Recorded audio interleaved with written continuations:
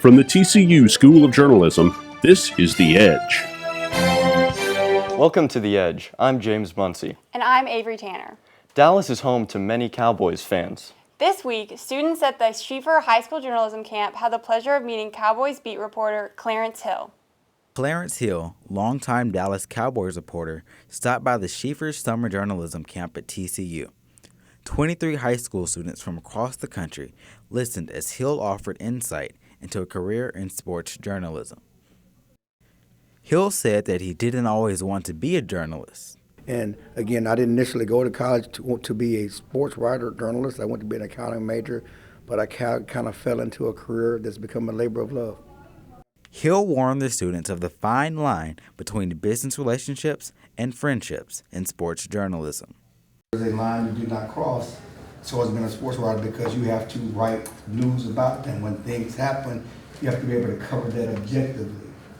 You have to be able to discern the difference between a business relationship and a friendship, and sometimes those lines get blurred. Hill also explained that journalism is no longer just writing. It involves various types of technology and media. We do podcasts, and I'm sure some of you guys are doing something. We're all into Twitter and Facebook and certain Facebook reporting.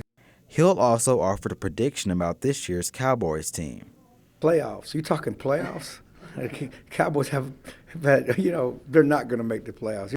After 17 years at the Star-Telegram, Hill says the main thing that keeps him going is passion. And so you have to have a passion for this business if you want to stay in it. For The Edge, I'm Kendall Long reporting.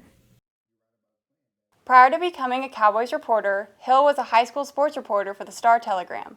And students also had the opportunity to hear advice from the Star-Telegram's executive editor on Wednesday.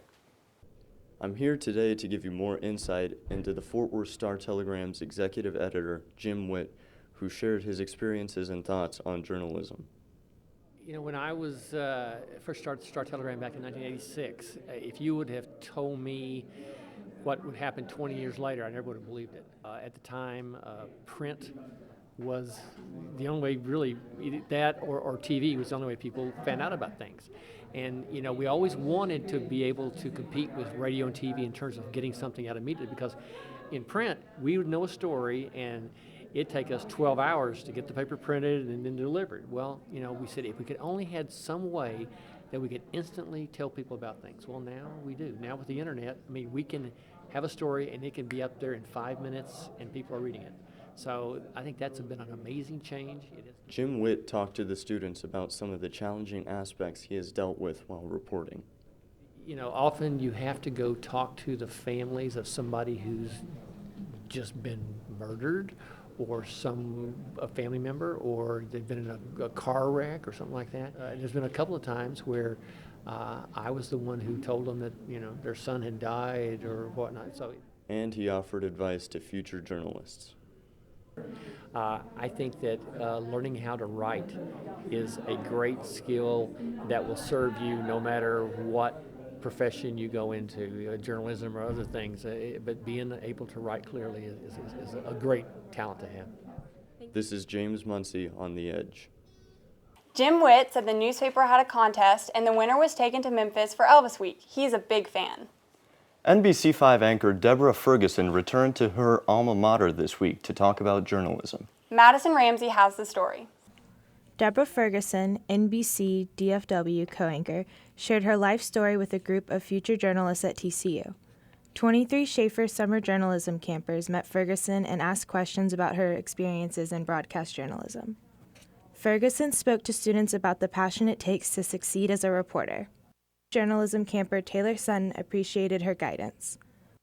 The thing that struck me most about Deborah Ferguson was her hard work. And every day, as she said, she wakes up at 1:15 in the morning, and that's true dedication. Through her words of wisdom, Ferguson influenced the students to find their calling and work hard during the process.